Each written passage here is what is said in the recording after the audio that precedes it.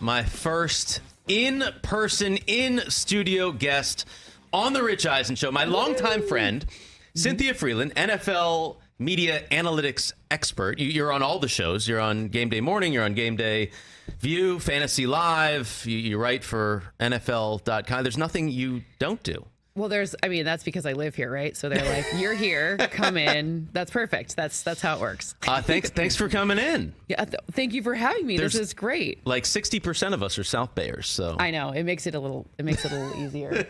Makes it a little easier.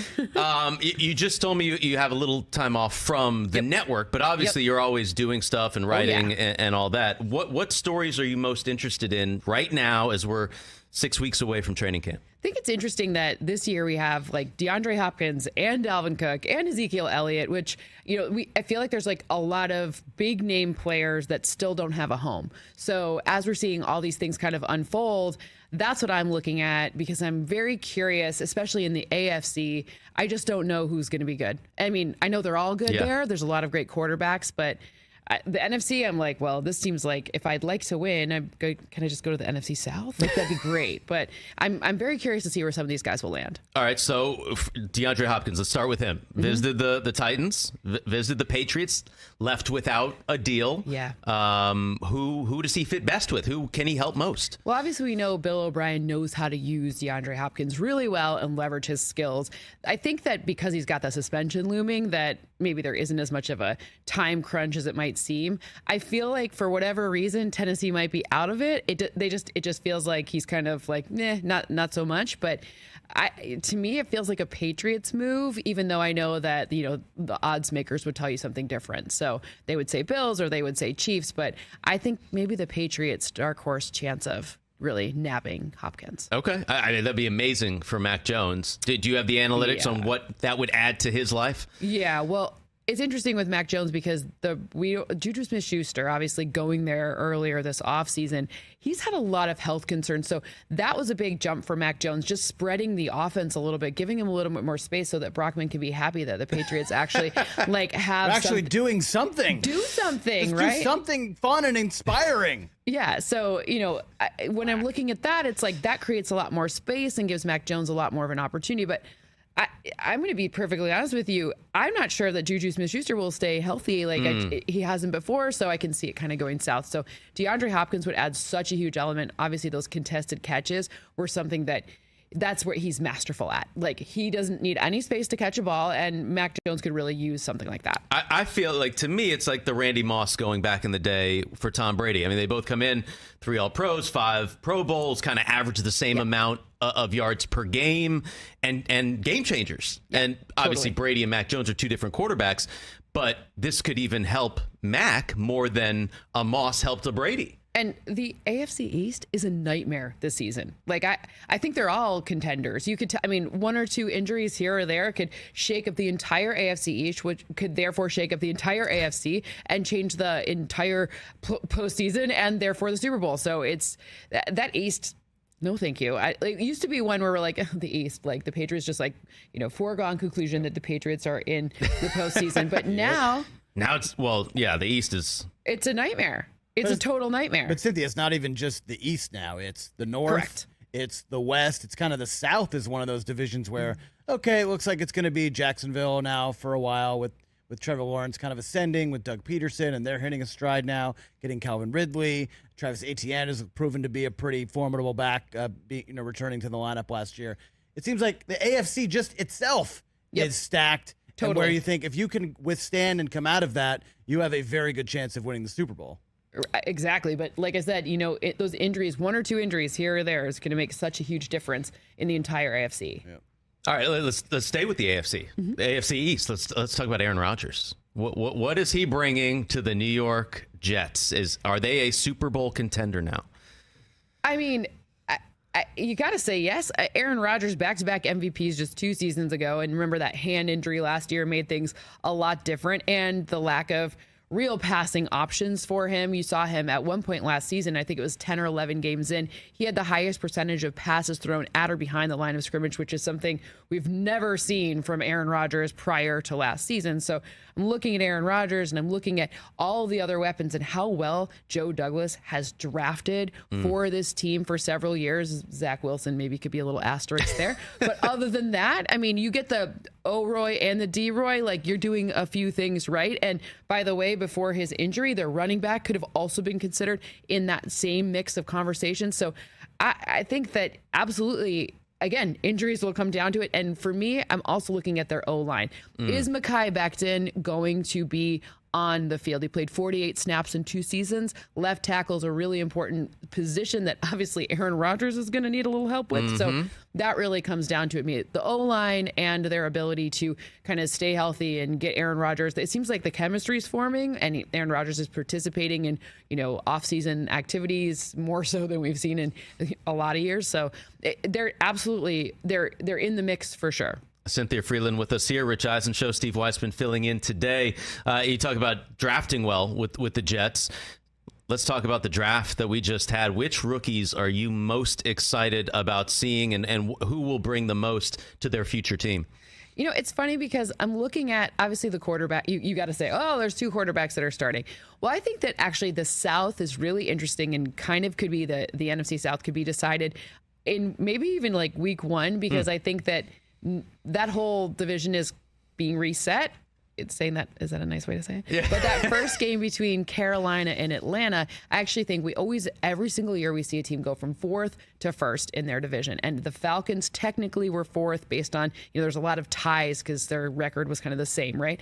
So that one game, and if Carolina doesn't win that one game, it actually could mean that the Falcons could have a real shot at winning the South, which is hilarious to me because of Bijan Robinson. And right out of the gate, you always see running backs have just a better opportunity to really, they don't need anyone else, right? You just run the ball. You don't need someone to pass it to you or need someone to catch the ball. And you don't need they have a good O-line, so you don't necessarily need to worry about that as much. And Arthur Smith clearly knows how to make that happen. So, I mean, fantasy-wise, you're absolutely drafting Bijan Robinson right up there with all the other guys. But we'll see how those quarterbacks pan out. And you got to spend some time with the Falcons. I saw your whole, behind the scenes going through the draft. What was that like? It was awesome. So Terry Fontenot, the GM of the Falcons, gave us, we went through and we watched all of their rookies and all of the film on each rookie. And it was wild because, you as outsiders were like, and I'm an analytics person, running back so high, blah, blah, blah. You need a trade partner. And if they thought they could trade down and still get the player that they wanted, they would have done that. But ultimately, they wanted Bijan. That was their decision. And no one, they didn't get to trade all the way down as far as they would have liked to, which every team wanted to. But this was widely regarded as a draft that didn't have as many of the top prospects. So you can kind of make the argument that get the guy you want and then just move on. So it was really interesting. And it was really cute because I know you are the best dad ever today, but I know some people have some sons in this room, but ultimately he told this awesome story about his son who I think he's like, I want to say he's like 10-ish, and he was wearing the exact same outfit as his dad, fell asleep by pick 20. It was really cute. It was really cute. Every time I'm at this desk, I do feel kind of weird. And I always, Brockman, whenever I'm here, you are welcome to take. Honestly, I don't know why I didn't take that the last few days. Best dad ever. That's fine. It's strange. Whatever. I'll take any best ever title. You don't have a pet or anything? You don't have a dog? No. But Cynthia has a new dog that I've met and is amazing. Gordy is like super dog. He's the cutest. You could be the stepdad. I could be a stepdad. I would totally be Gordy's best stepdad. uncle ever. He's the best uncle ever. Best uncle. Let's and update you really this. are the best Bring uncle that ever. sign for like you have like a human child too. Like, you can be Gordy's uncle, but that's true. I have a niece. I have a niece, Marlo. Exactly. She's fantastic. You're a dunkle, a doggy uncle. There you go. A doggy uncle. Yeah, a dunkle. Now, I'm a real uncle, a doggy uncle, but the dad thing is, best dad ever. It's interesting. You talk about the Falcons, Bijan Robinson. We talked a lot about running backs yesterday and the value going down and guys being franchise tagged and that kind of putting a cap on what they're being paid. And Brockman had some thoughts about Justin Tucker maybe being more valuable than anyone other than 5 running backs, all but 5. I think so. Running backs in the league. What do the analytics say about the value of running backs in this National Football League? Well, the reality is you can't overpay any position, and a running back in a second contract, which is typically your most expensive contract, sometimes a third contract's more, but it's rare that you're going to find someone who isn't, and I hate to say this, pretty easily substitutable. There's probably about 5 running backs in the league that are not easy to substitute, but the rest, it's, you can look to the draft and the Bijan Robinsons of the world who are on a rookie deal. Mm-hmm. It's going to be interesting to see what happens 4 years from now when he would have to be looking at a potential renewal. Where will the marketplace be? Because you wouldn't have imagined with Ezekiel Elliott, with coming out and being drafted 4 overall, like that's a wildly high number. But at the end of the day, it's really about price for return on investment. We talk about the cap going up, but let's be honest, it only has gone up about 8%. And that 8%, you're pretty much just paying your quarterback and maybe a pass rusher, so it's not like going up like gangbusters. So the running back salary, and by the way, tight ends are now starting to get paid more because they're catching more passes and we're throwing the ball on first down a higher percentage of the time, year over year over year. So you really have to pay for performance, and wide receivers and corners and pass rushers and tackles and wide receiver. I'm not anti-running back. I'm just, don't overpay your running back. No, that's what I feel bad because I love running backs and I think they're extremely valuable. It's just the market that we're in right now. And that said, Dalvin Cook, he's ready to get paid. Who is going to pay him? Who is he the best fit for? I think what you'll see is a deal that resembles more of what Austin Eckler got, because Eckler's actually enormously valuable, especially because he, knock on wood for him, seems to not get hurt, and the rest of the Chargers have some sort of injury plague that seems to happen on that team every year. But I'm looking at Dalvin Cook's deal and saying, okay, well, he's going to probably get an incentive structure that looks more like Austin Eckler's, which means pay for performance. Are you on the field? Are you doing the things we need? If yes, then get paid more. I don't know where he'll land. It's with Zeke in the marketplace too, and another here, rumors of trades or whatever potentially even still looming. It's an interesting problem. I know it seems he wants to go to Miami given his Instagram situation, but I mean, I would want to too. No state income tax. It's a really nice weather situation, and you get to play your brother, I guess, when he plays the Bills, but. The market will dictate that, and I actually think that we could see something like for him, like we could see like wait till training camp, and we see it every year. Someone unfortunately gets hurt, and potentially that could drive where he lands. I don't think I don't think there's a ton of activity to try to land him at this point. I definitely always said believe what people put on social media. Always. So if Miami work out, it is. You have to post that you work out. Otherwise, it didn't happen. It totally didn't happen. Right, exactly. I mean, come on. Like we know that. I was in the gym, I swear. That said, with Dalvin Cook, is he one of those 5 guys that you would value more than Justin Tucker? No. He's not one of mine. All right, so who Minnesota fans think I hate them already, so I don't hate Minnesota fans, but he's not up there. All right, who are your running backs on the Justin Tucker level? I mean, look, Derrick Henry changes the complex of a defense. He makes it so that you can, because it's yards after. Always look at, if you want like a shortcut as to who's really valuable, look at YAC, both kinds, yards after contact and yards after the catch, and yards after contact after the catch, because running backs have to do both. I actually do think Austin Eckler is in that spot, which is amazing because he's never been to a Pro Bowl, which seems really crazy to me. I would say, look, I don't know about Saquon yet. I don't know if I would put him up there yet. I'm not sure. I do think he's enormously valuable, and they need to figure out a way to find a deal with him, but I want to see more from him, potentially him. He's kind of borderline for me. There's a number, but not Dalvin Cook doesn't fall in that. So I've heard like 2. So I think this is fascinating that we're Christian comparing McCaffrey, but okay. I don't actually even know if I think he's a running back, but But the fact that we're comparing these guys to Justin Tucker, by the way, credit to you, Brockman. It's value. Yeah, absolutely. Right. But fascinating. Right. Don't overpay him. Don't overpay him. Don't overpay. Right. It's not saying he's not valuable. It's saying don't overpay them. Them meaning anyone who's not. Yeah. It sounds crazy because these are huge numbers, but we have a cap and we have a floor. Like these are the rules of our game. Like this is what you signed up for. Comes down to money at the end of the day. This is really the only sport where your value is based on your position, though, right? In the NBA, your value is not based on your position. In baseball, your value is not based on your position. The NFL, it is. Well, but you also have to remember that, in the NBA specifically, you got your 20% of your team's output at any point you're on the court, right? Whereas like 11 players, you're 9%, right? So you're even if you're the most valuable player. So and look, the NBA has done a much better job of structuring it so that there's guarantees and there's more of like it's less obscure and the formula is a little bit more clear. And also, the way that GMs have structured salary caps and the way you can move money into the future or pull it back and all those different, at some point you have to pay for overpaying. At some point it catches up to you, but you can time that, right? Is it your time to go all out for a Super Bowl win, or is it your time to back off and kind of restock the shelves and get your cap in the right spot? Because escrow, all these things, like this stuff's all super confusing. If there weren't escrow and you didn't have to have all these rules, you would have already seen Joe Burrow get paid because let's just be clear, every second that ticks off that clock, his price goes up, and that makes it harder to sign all the rest of the guys. So if you didn't have these rules and all like this crazy finance situation that we have, then it would look a lot different. And that's why you went to Kellogg. Exactly.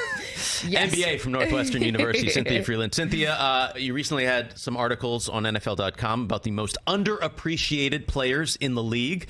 Who's underappreciated?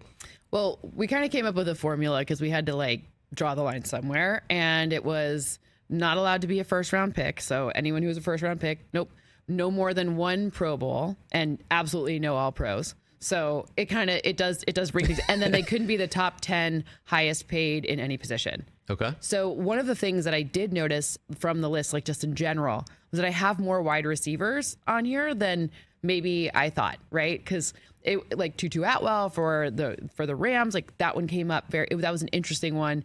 And then you look Nico Collins, I just kind of noticed that there were some underappreciated wideouts that actually have a lot more impact, especially when they're not the subject of the pass, right? Like how they change the shape of the defense to give other people better opportunities. So that was kind of my overall note from it. But then a lot of off-ball linebackers, we don't talk about them enough nationally.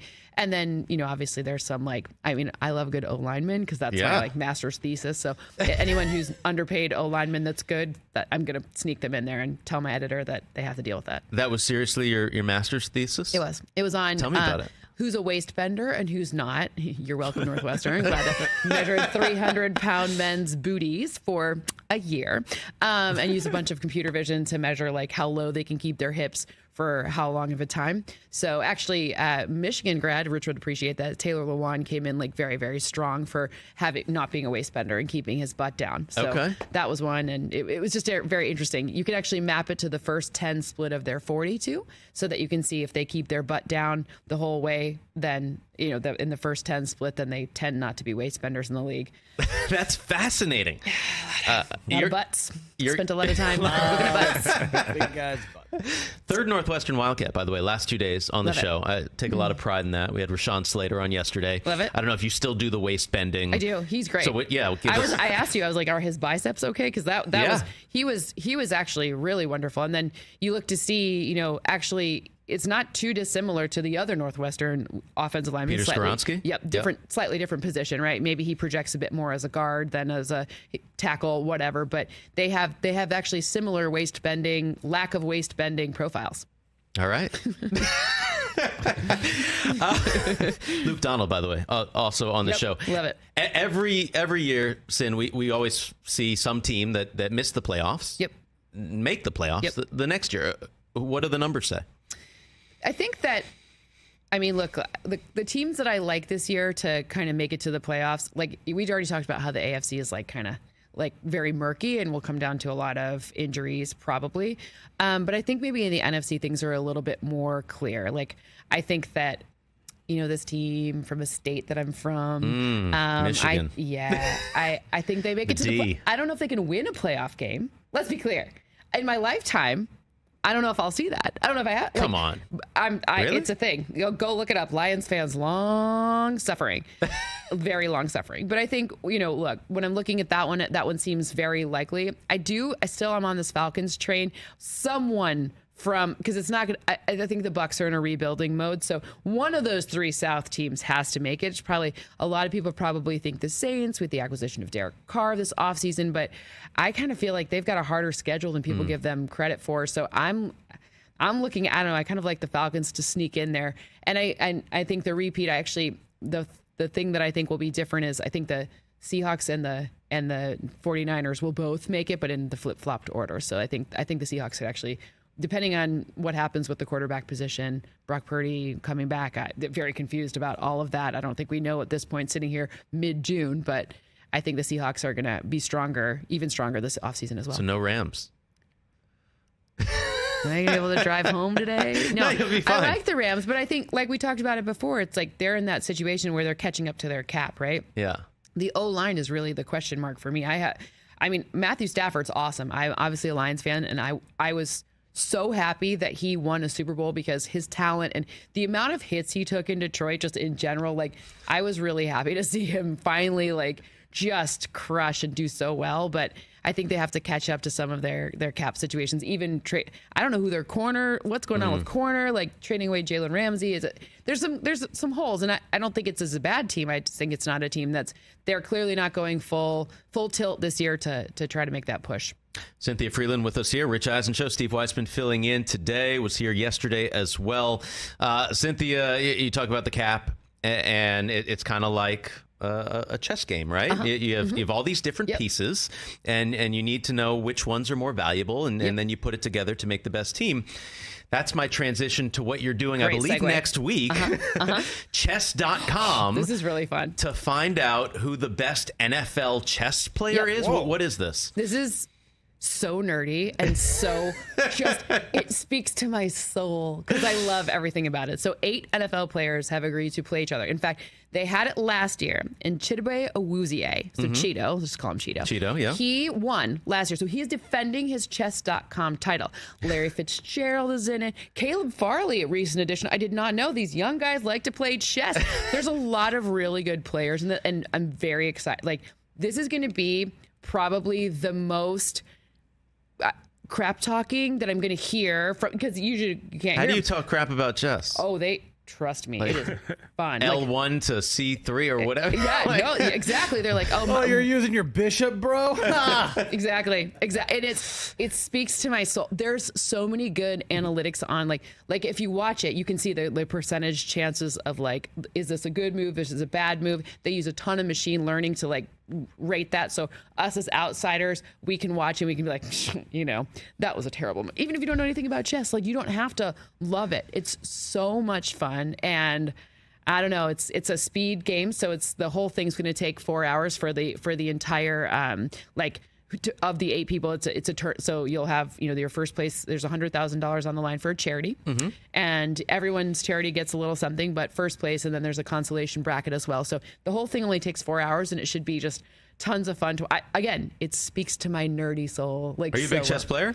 When's the last time you played? Well, I play on chess.com a lot. Me and Larry Fitzgerald, actually, we have a pretty heated game going on right now. So. First game? Have you beaten him yet? I haven't beaten him yet. He's really good. Wow. I saw Larry at LACC yesterday. Yeah? He was walking around. He was on the broadcast. So that's why you haven't, your game hasn't finished yet. He's busy watching the U.S. Open. As he should be. I mean, that's where we're going to go later, too. But that's a good thing. It's just actually, really fun. We just talked, I get to play against he's going to be a first ballot Hall of Absolutely, Famer. He would never let you say that. He was like, oh, just wait. But first ballot Hall of Famer, and I get to play him in chess. That's awesome. So I cool. less that. So cool. So is this all online, or where is this? Yeah, it's just on chess.com. You can go watch it. It's going to be fun. And obviously the man who started it, their chief chess officer, Daniel Wrench. Yep, that's the title. CCO? Yeah. Okay. Yep. The CCO. And not when I see CCO, I'm like Chief Compliance Officer. That's the bad boring. Yeah, Chief Chess Officer, that is the good boring. So he's on there, and he's like a Grand Master of the highest order. So it's a very, very fun, it's all it's just nerdy fun. Good Searching nerdy for fun. the next Bobby Fischer, searching for the next Cheeto. Cheeto's got to defend his. I mean, he's got to defend his title. I guess he and Joe Burrow play a lot. Joe couldn't be a part of this charity thing. He's busy, but they play a lot in their locker room too. So if you want to be more like Joe Burrow, then you play chess. What is your role on the broadcast? Well, I'm going to do some of the analysis. So we did a deep dive. This is so nerdy. We did a deep dive into a lot of the analytics around. So as all these different players, they play all year long on chess.com. And so you can see how they've gotten better. So in the same way we can see how like a draft pick progresses through their college career, you can see how the chess players have progressed during their chess career or the year. And you can see them getting better. And it analyzes all of your moves post game and says, oh, you're getting better and better. And chess obviously is done by ratings. That's how you get different rankings, and you have to play in person for them to be kind of legit, right? Yeah. But you can see their growth on chess.com. That's so cool. By the way, did you know like 10 million people play on chess? I believe that. Yeah, it's a wild number. Like Queen's Gambit, you're welcome. Like that was a good uptick in that. I was a third grade chess champion. Why don't you get back? We can play. Yeah, I've never played online though. I like to play in person. I like to play in person too. Hit the box. Yeah. That's I like fun. to play in person too, but online is good because you can like just do a move and think about it. Wait. So there's no time limit online. Depends. There's different types of games, and you can play with a time limit or without. Okay. There's 352,000 people playing on chess.com right now, live. 352,000 playing right now. I know. It's wild. There's 8 million games going on today. And if you're not like a chess player, like again, I feel like I'm working. I do like I'll work for them for a day, but it's all for charity. So it's this is a charitable. It's fun to learn, right? Like if you're gonna like think about something and do some logic, and maybe like instead of your social media for the summer, maybe go to chess.com. Like learn something. Good for your brain. That's what I've been doing. Food for thought. Food for thought. You know? Chess.com. Did you see the Chiefs Super Bowl rings? I did. What'd you think? I could fit in it. I'm going to take a nap in it later. We're going to go home and get it my chest. Yeah, they were large. They had more than 600 diamonds. I mean, yeah, very understated. But the thought that went into it. Yeah, no, I love that. And listen, I feel like I win a Super Bowl, I'm getting a big one too. Those Patriots rings, though, last 2 years ago when they were all in the studio right before the Super Bowl was here in LA, we got the man comes with a ring and like watches you and you get to try them on. But like the man like watches you because I'm gonna steal it's worth a Super like Bowl $100,000. Yeah, but like what would I do? Like what am I gonna do? Steal it from work? Like that's weird. So, anyways, you try them on. The Patriots ones are still I think bigger than that Chiefs one. Really? Yeah. Mm-hmm. Oh, those Patriots ones are like they were like insane. Golf balls. Yeah, and those are the funny part is those actually are like legacy. Like they have like a lot of history in those rings. That the ones that the Patriots had were all like Gillette Stadium, like reenacted on a hand. It was wild. Has it gone too far? Because I mean, like now we're at more than 600 diamonds. No. Is it going to go to 1,000 diamonds? I mean, like the next time the Dallas Cowboys win the Super Bowl, it's going to be like it'll probably be like 10,000 diamonds. I don't know, something crazy. This time next year. But I mean, that ring is going to be. We'll all be dead, so no one will ever find out. How dare you, sir? How dare you? Would you wear the ring if you want? No. You like on the necklace or something? No. I mean, I see. Some guys come in the studio. Michael Irvin, if he ever wears his ring, then I would wear mine because he's just the coolest person alive. He never brings it. No, I think he probably brings it to Canton when they do that, but I don't know. I've never asked. Some of the other guys wear their rings a lot. Yeah, no, we see him, and that's the first thing I want to do is like, let me wear that ring, be part of that greatness, right? No, all that I bling. feel like you like put that like in a room and like you like heavily secured situation because that baby.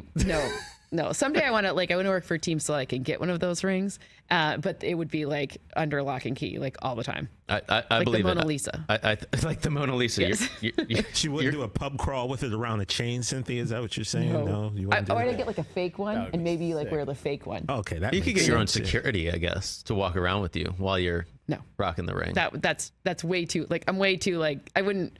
I'd start drinking with my security. Like I can't have someone. No. That's not my style. What's the coolest thing about working with Irv? Oh man, the dynamic between Rich, Michael, Mooch, and Kurt is one of the funniest things to see, and it's like legendary. So working with all of them has been one of the biggest like pleasures, and also just the genuine like they really like nothing changes when we are not being filmed, except maybe some more swear words and maybe some louder and more phone calls. Like Irv will take the phone call like this instead of like this. That's really just the difference. We talk about quarterbacks in the offseason going to work out with their receivers and stuff like that. Is Rich bringing all of you all together to work out in the offseason to get ready for game day morning? See, here's the difference.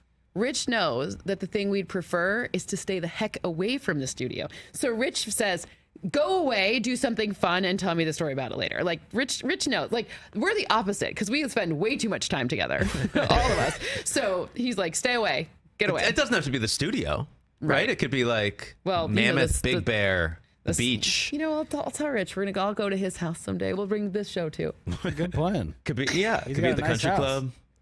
Let's go to his house with the kids. Susie would love that. A game day morning convention, a summit. You guys shall can we rent say? out Del Tufo's boat for an afternoon. That's what you should do. Go sail in the Catalina. There you go. Exactly. That sounds like a fun time. So fun. Cynthia, also big marathon runner, big long distance superstar. How many marathons have you run, and where are we at? I'm at with the 25. next one? Okay, so that means 25 states, correct? Halfway through. I made the stupid goal of doing one in every state, and I'm halfway through, which sounds, I may need to rebrand it. I've only got 25 left. I'll probably do Wyoming this year. Okay. You run with the horses. Really? It's an so like outdoor Nikola trail Jokic. one. Yeah, exactly. Yeah. So you do a trail run, we'll see. It could be hard, but. So just one this year. Probably just one this year. And what's your training heading into these things? Well, I accidentally fell off the woodway, the self-propelled treadmill, and which set me back a little bit because my ankle was a little dicey after that. So usually I'll do 2 in a summer, but I fell off the woodway, so I had to take a little bit of a break. But training is this after that, like it's just gotten a little bit to the point where it's like I do the same kind of 8 to 10 week prep, but then I still run all the time, so. I don't know. What's been your favorite of the 25?